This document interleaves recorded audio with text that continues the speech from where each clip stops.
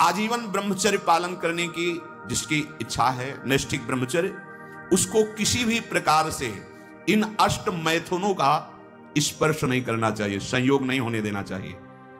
और जो गृहस्थ में भी, तो वो भी सावधान, पानी ग्रहण जिससे किया है वो भी समय मर्यादा के अनुसार।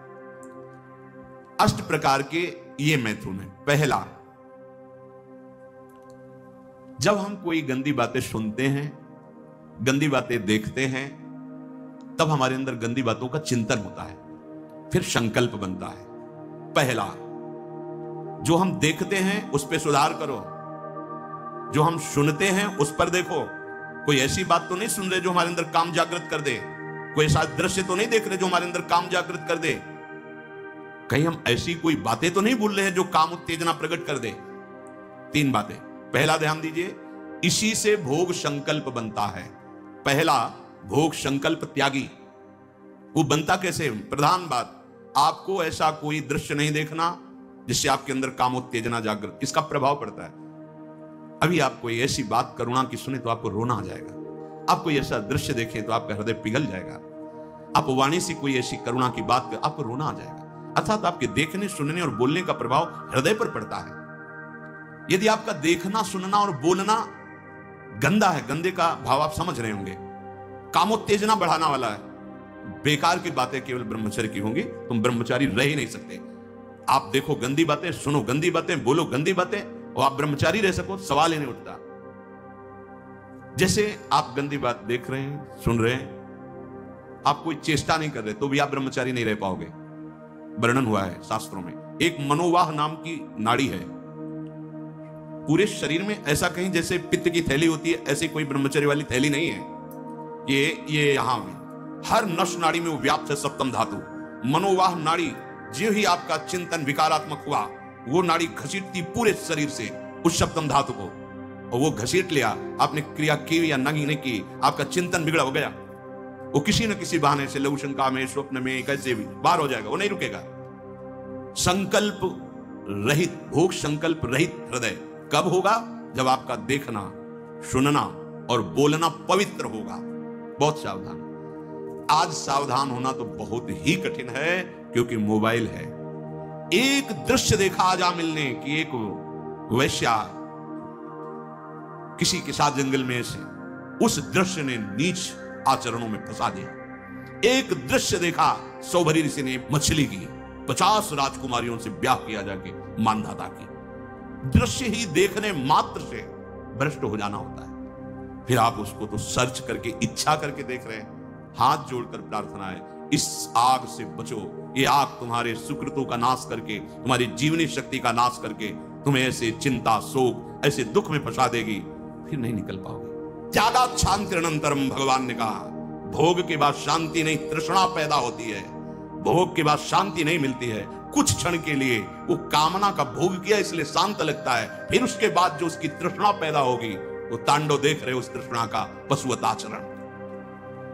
हम बातें बड़ी ऊंची ऊंची धर्म की करते हैं, लेकिन नींव नहीं है धर्म की। ये ब्रह्मचर्य पूर्ण जीवन के लिए अमृत पद है, चाहे गृहस्थी में हो, चाहे व्यापारी हो, चाहे किसान हो, चाहे, और विरक्त मार्ग का तो यही मुख्य ऐसा आधार है जिसके ऊपर वो विविध प्रकार की दैवी संपदा का अनुभव करता है। पहला है, जो आप देख रहे हैं, सुन रहे हैं, बोल रहे हैं, वो कामोत्तेजना वाला नहीं होना चाहिए, क्योंकि उससे आपके मन में संकल्प बनेगा।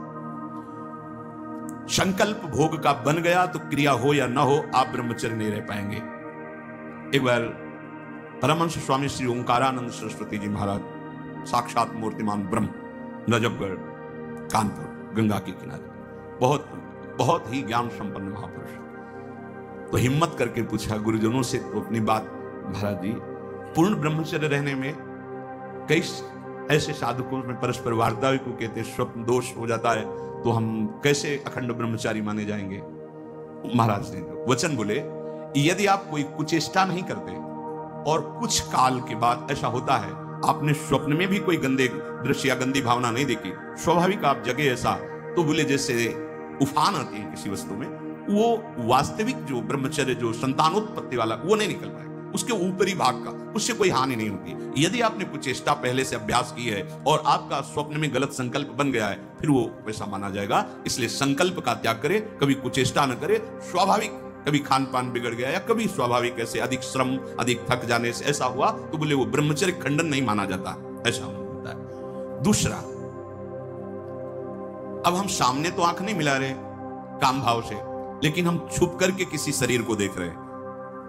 किसी शरीर का प्रयोग इसलिए किया कि चाहे जो साधक हो, जिस भावना का साधक हो, काम भाव से किसी भी शरीर को देखना, वो उसके लिए अष्टमैथुनों में आता है और वो ब्रह्मचर्य नहीं धारण कर पाएगा।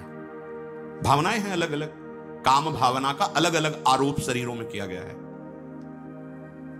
समय परिवर्तन के साथ बुद्धि का परिवर्तन होता जाता है, कामनाओं का अलग रूप होता चला जाता है, जो हमने कभी शास्त्रों में नहीं पढ़ा वो देखने को मिल रहा है। तो किसी भी शरीर की तरफ छुपकर या किसी बहाने से काम भाव से देखना, अगर ऐसा देखते हैं तो आप अष्टमैथुनों के अंतर्गत है और आपका भाव बिगड़ जाएगा, आप संयम से नहीं रह पाएंगे। एक बार दृष्टि भूल से चली जाए उसे देखना नहीं कहते। जैसे आप मान अचानक दृष्टि गई, बस आप हटा लीजिए। जैसे यमुना स्नान करने गए, गंगा स्नान करने गए, यहां जहां सब परिवार के परिवार स्नान करते, अचानक दृष्टि गई है, अब दोबारा नहीं देखना। अगर दोबारा देख लिया तो अष्टमैथुन के अंतर्गत आता, वो आपका भाव बिगाड़ देगा। भूल से दृष्टि चली जाए, तत्काल उधर से दृष्टि हटा ले। किसी भी माता बहन को जिसको जो गृहस्थ में पाणी ग्रहण किया वो अर्धांगिनी, इसके अलावा जहां भी दृष्टि जाए अपनी दृष्टि को सुधारना है। जैसे हम अपनी माँ के पास रहते हैं तो क्या भाव, कोई गलत भाव थोड़ी आता है। अपनी बहन के साथ रहते हैं तो क्या गलत भाव आता है? वो तो राक्षस है जिसके अंदर गलत भाव है, वो मनुष्य थोड़ी है। अरे बहन बेटी माँ है तो परम पवित्र, इनके तो चरण रज माथे पे रखते हैं, माथा इनके चरणों में रखते हैं। देखो कितनी सुंदर रीति हमारी, हमने तो देखा है। कभी बेटी से पैर नहीं छुआते थे पिता, पैर छूते ही थे। हाँ, बेटी के पैर छूते, ए देवी दुर्गा के स्वरूप मानते, एक कन्याएं ये सब भगवती का स्वरूप है, ऐसा मानते। और बहन जब राखी बांधती है भाई तो माथा रखता ही है, चरण छूता ही है, पूज्य भाव रखना। ऐसे ही जननी सम जान है, ये सब भगवती अम्बा की अंश रूपा है। अपने लोग तो सब श्री जी की सखियां हैं, लाडली जी की दुलारी प्यारी सखियां हैं, अपने को ऐसा भाव। अगर हम स्त्री को, किसी भी स्त्री शरीर को देखकर भोग भावना करते हैं, हमारा पतन निश्चित है। कोई क्रिया हो या ना हो, यह चिंतन वाली बात है, ध्यान रखना। किसी भी माता बहन को भोग बुद्धि से, जैसे शास्त्रों में कहा गया नरकस्य नारी, बात है कि तुम्हारी भोग भावना जो नारी के प्रति है ये नरक पहुंचा देगी। त्रिविधम नरकस्येदम द्वारम नासन्मात्मनः कामः क्रोधः तथा लोभः तस्मादेत्रयम् त्यजेत। माताओं बहनों की तरफ देख करके काम भाव से उनको देखना तो तुम समझ लो नरक जाने का रास्ता फिट कर रहे हो। त्रिविधम नरकस्येदम, शास्त्रों ने तो जगदम्बा कहा है, शास्त्रों ने तो मां कहा है इनको। जननी सम जानो पर नारी, कहां जगत की जो वार्ता है वो कहां शास्त्र के विरुद्ध पहुंच रही। शास्त्र उसको कह रहा है जो माताओं बहनों को गलत दृष्टि से देख रहा है कि नरक, ये तुम्हारे नरक का हेतु बनेगा जो तुम देख रहे हो स्त्री को काम भाव से। आगे कह रहे हैं किसी भी तरह से खिलवाड़ करना। बच्चे हैं, बच्चियां हैं, अब उनको तो ज्ञान नहीं है कि आप गलत स्पर्श कर रहे हैं, आप गलत ढंग से छू रहे हैं, और आप अपनी वासना का पोषण करने के लिए छोटे बच्चों को, बच्चियों को गोद में बैठा ले, खिला रहे, और आपकी भावना दूषित हो रही। ये सत्संग है, बहुत होश में सुनिए। अंतर की वृत्ति भ्रष्ट होने में देर नहीं लगती है। वो अबोध अवस्था को प्राप्त बालक बालिकाएं हैं, भगवान का स्वरूप मानकर दूर से, उपासक उपासना का बढ़ावा करता है, दूर से देखो, चरणों में प्रणाम करो, मेरे लाडली लालिनी बच्चों में खेल रहे, प्रणाम किया निकल गए। ऐसा किसी भी तरह से स्पर्श करने का अधिकार नहीं है। वो महापुरुष जो भगवत प्राप्त है वो खुद वैसे धूल दूषित उनके साथ खेल रहे, उनकी क्षमता हमारे हृदय में नहीं जागृत है, चूक हो जाएगी। बहुत सावधानी का। एकांत में किसी भी तरह का व्यवहार करना विपरीत शरीर से, काम चेष्टा नहीं कर रहे पर हंसी मजाक, छूना, खेलना, बातें करना, वो आपको भ्रष्ट कर देगा। एकांत में किसी भी ऐसे विपरीत शरीर का ऐसे हंसी मजाक करते हुए स्पर्श करने से भावना में काम प्रभाव जागृत हो जाता है। बलवान इंद्रिय ग्रामो विद्वान अपि कर्षति, साधारण की तो बात जाने दो।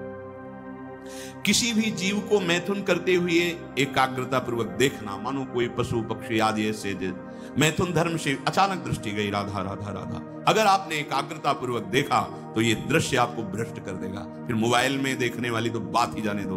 अचानक दृष्टि गई किसी पशु पक्षी आदि में, राधा राधा, अपनी दृष्टि नीचे की चल दिए। अगर उसका चिंतन बना, उसको एकाग्रता पूर्वक देखे तो कुछ क्रिया नहीं होगी। मनोवाह नाड़ी इतनी सामर्थ्यशाली, जहां चिंतन हुआ काम का, वो पूरे शरीर से सप्तम धातु को, ब्रह्मचर्य आपका क्षीण हो जाएगा। बहुत सावधानी की जरूरत।